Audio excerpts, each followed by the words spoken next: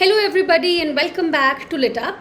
My name is Annie and in this session today I am going to give you a sample question for your descriptive type paper HPSC का जो अभी आपका descriptive type paper होने वाला है उसके लिए I am giving you this sample question and through this question today we are going to analyze how we should structure our answer, how we are supposed to analyze the question and how we are supposed to frame the answer.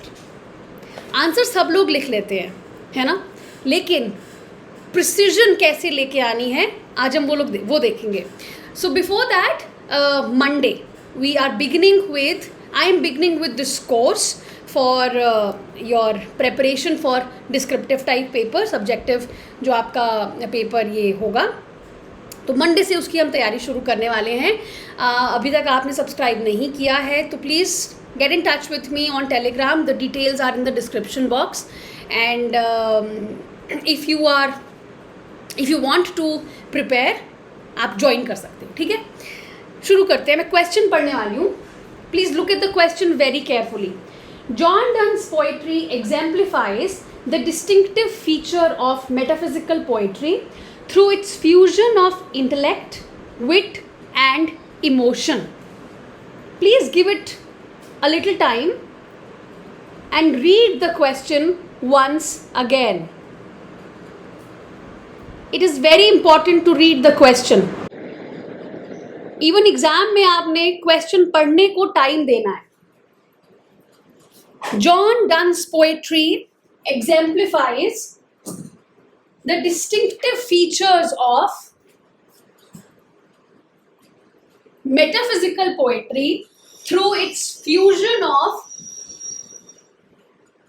intellect, wit and emotions. सबसे पहला task जो आपका होना चाहिए जब आपने descriptive type answer लिखना है वो है क्वेश्चन को ब्रेक डाउन करना. अदरवाइज कभी भी आपके आंसर में प्रिसीजन नहीं आएगी. सो जिन लोगों ने ऑलरेडी सब्सक्राइब किया है, I have given this question to them and I have seen their answer. सबने अच्छा लिखा है, सब लोगों ने ग्रामेटिकली करेक्ट लिखा है. आई थिंक एक दो ने अभी भेजा नहीं है तो प्लीज भेज देना आप लोग लिख के. It's just a pre test. Even you guys after this class you can write the answer to this. ठीक है, और जो लोग सब्सक्राइब कर रहे हैं वो मुझे भेजें ताकि मैं चेक करूं. सबने अच्छा लिखा है, सबने ग्रामेटिकली करेक्ट चीजें लिखी हैं, फैक्चुअली सबने करेक्ट चीजें लिखी हैं, लेकिन the place where you lacked was number 1 structure and number 2 precision. वहां पे आपके मार्क्स चले जाएंगे. प्रिसीजन कैसे लेके आनी है? Break down the question. क्या क्या पूछा है? जॉन डन की पोएट्री में मेटाफिजिकल पोएट्री के फीचर्स हैं, वो दिखाते हैं फीचर्स कैसे. Fusion of intellect, wit and emotion. किस तरह से उनकी पोएट्री में ये तीनों चीजें आपको मिलती हैं, इंटेलेक्ट, विट और इमोशन. ये स्टेटमेंट दिया है. इस स्टेटमेंट को आपने क्या करना है? क्रिटिकली एग्जामिन करना है with close reference to any of his poems जो आपके सिलेबस में है, वैलेडिक्शन, फ्ली एटसेट्रा, जो आपके सिलेबस में है. ठीक है, तो जॉन डन्स. अब आपने अपने शुरू करना है. लिखना कभी भी स्टार्ट नहीं करना. सबसे पहले या दिमाग में अगर आप कर सकते हो, प्रैक्टिस कर करके दिमाग में कर लोगे. नहीं कर सकते तो एक रफ में साइड में लिख सकते हो कि मुझे इस क्वेश्चन में क्या क्या लिखना है.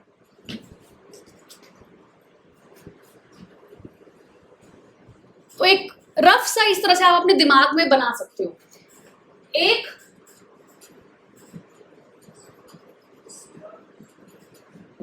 मेटाफिजिकल पोएट्री के फीचर्स के बारे में लिखना है. जॉन डन की पोएट्री या जॉन डन किस तरह से एक मेजर फिगर है मेटाफिजिकल स्कूल ऑफ पोएट्री में, इसके बारे में लिखना है ना. कैसे through intellect, through emotion and through wit metaphysical के जो फीचर्स हैं वो सामने आते हैं. अब यहां पे आप डाल सकते हो टी.एस. एलियट का जो उन्होंने अपना लिखा है ऐसे द मेटाफिजिकल पोएट्स पे, और किस तरह से उन्होंने कहा था कि यूनिफिकेशन ऑफ सेंसिबिलिटी है मेटाफिजिकल पोएट्री में, इन पोएट्स में, स्पेशली जॉन डन में, because they are able to unify their feelings and their emotions. तो वो आ जाता है यहाँ पे, intellect, wit, emotion, as was said by T S Eliot. उसके बाद critically examine करना है. So you take one poem of your choice. Please remember, do not write the summary of the poem. It is not asked of you.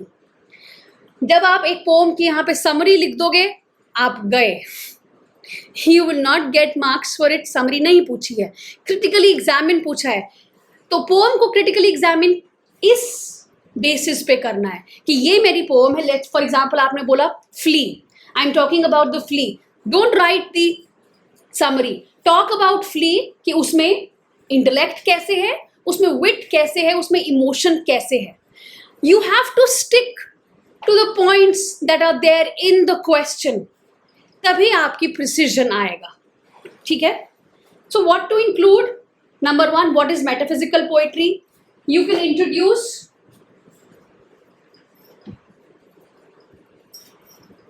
John Donne as a metaphysical poet. Number 3, you can add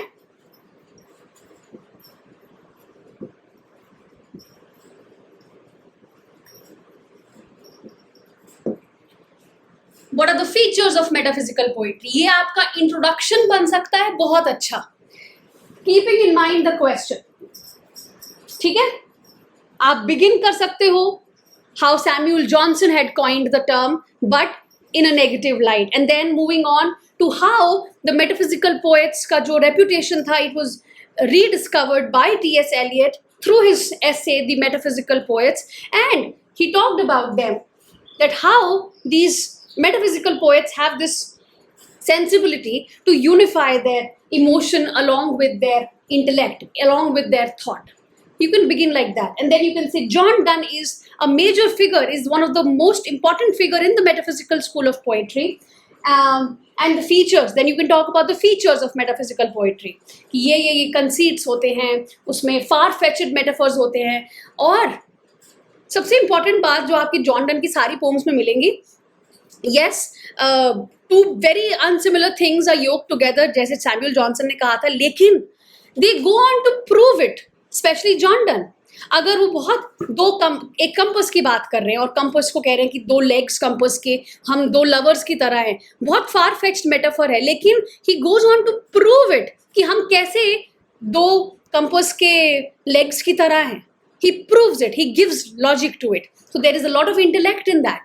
he is very witty, specially जब opening lines हैं इसकी John Donne की, death be not proud, या flea में आप देखो, या आप वैलेडिक्शन में देखो, ओपनिंग लाइंस में आपको खूब भर भर के वेट मिलता है. And of course emotion is there because you know he is talking to his beloved, and sometimes अगर होली वो है तो उसमें भी इमोशन है. Next,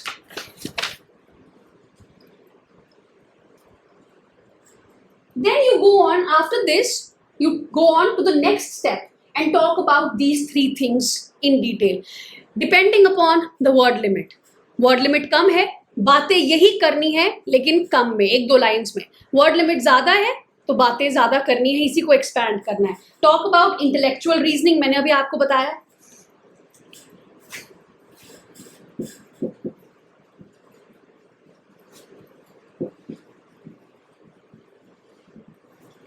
How John Donne goes on to give logic in his arguments.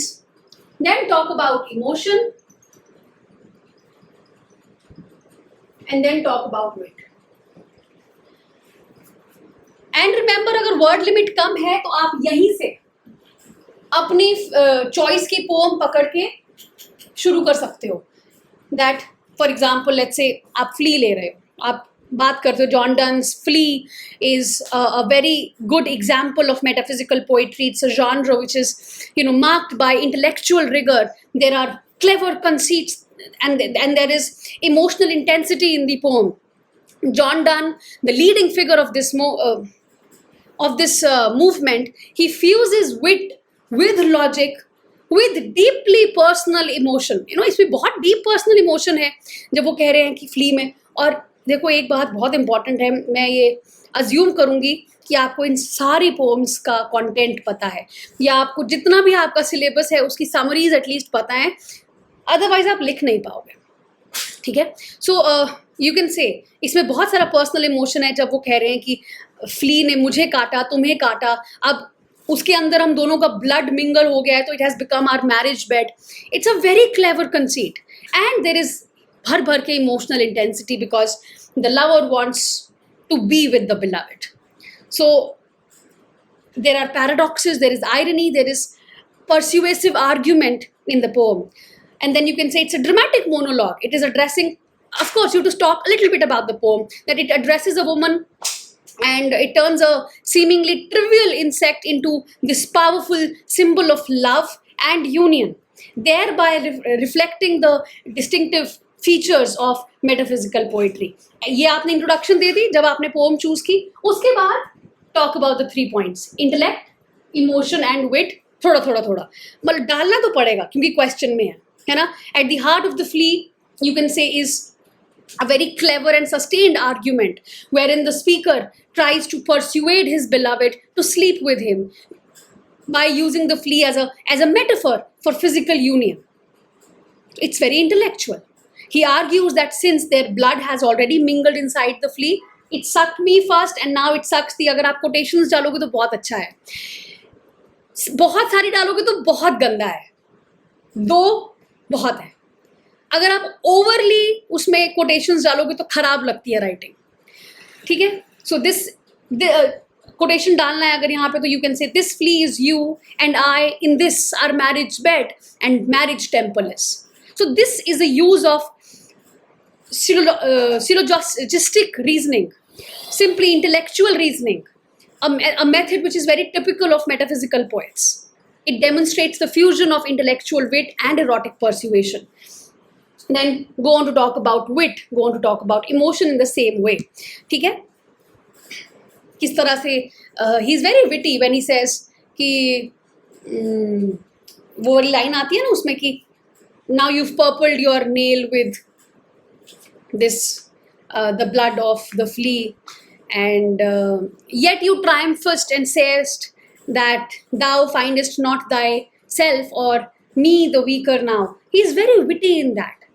He's mocking and a very playful seduction is happening, a very sharp reasoning is there, and of course there is emotional complexity, उसकी तो क्या ही बात करेंगे। तो ये हो गया talk about conceits, paradoxes, because paradoxes are a major part of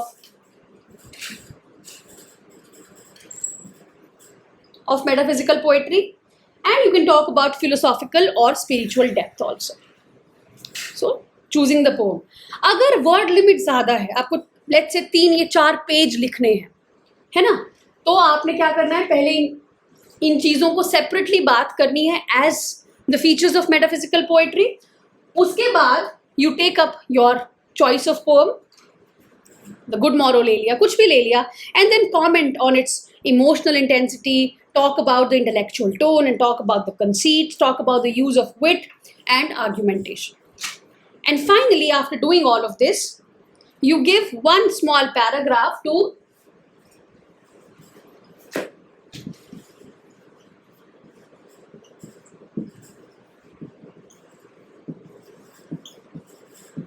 what are your thoughts? क्योंकि लिखा ना critically examine. Coming to the next part of the question, critically examine. So one paragraph to this critical thoughts, your critical opinion, how this poem, you can say यहाँ पे कि ये जो poem है, how it uniquely blends reason with passion, your views on it, how metaphysical poem, how metaphysical poetry, how metaphysical conceits, they intensify the emotion rather than undermining it. And then you can say आप कोई scholarly opinion दे सकते हो, जैसे again T.S. Eliot, Samuel Johnson का बता सकते हो, whatever is your point on this. And your last paragraph should always be conclusion.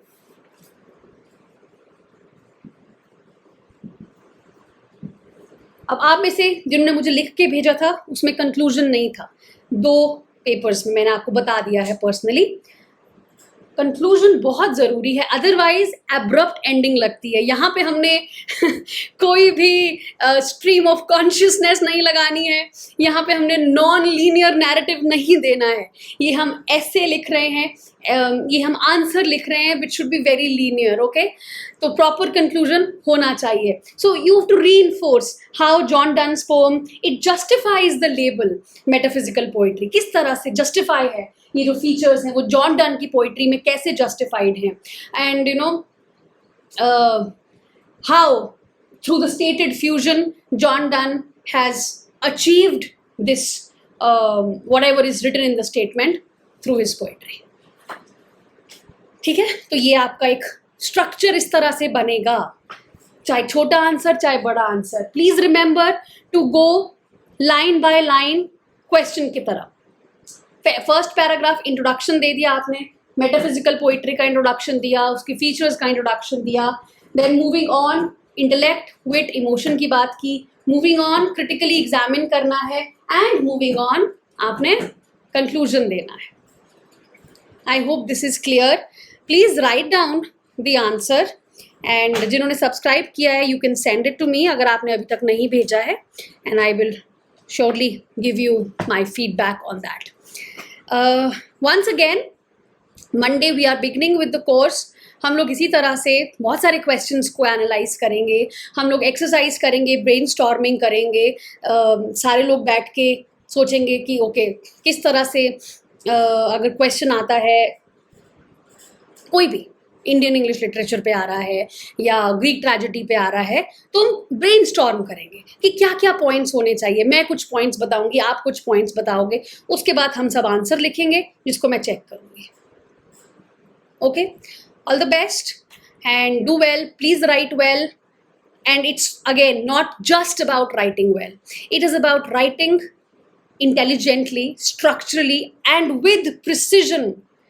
Precision is the key here, क्योंकि इतने सारे पेपर चेक करते करते जो एवैल्यूएटर है वो क्या देखेगा, आप खुद सोचो, इसने क्वेश्चन को कवर किया है कि नहीं किया है, पॉइंट्स उस तरह से बनाए हैं कि नहीं बनाए हैं, हर एक पैराग्राफ की बिगनिंग देखेगा या देखेगी। ठीक है, I will see you in the next one. Do reach out to me if you have any query, description box में डिटेल्स है। Thank you, bye bye.